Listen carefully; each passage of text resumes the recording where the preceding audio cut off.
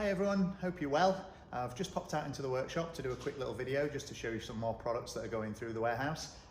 Today we've got some packages which are Prisma stainless steel pneumatic actuators, and we've fitted them with the PMV D3 digital positioner.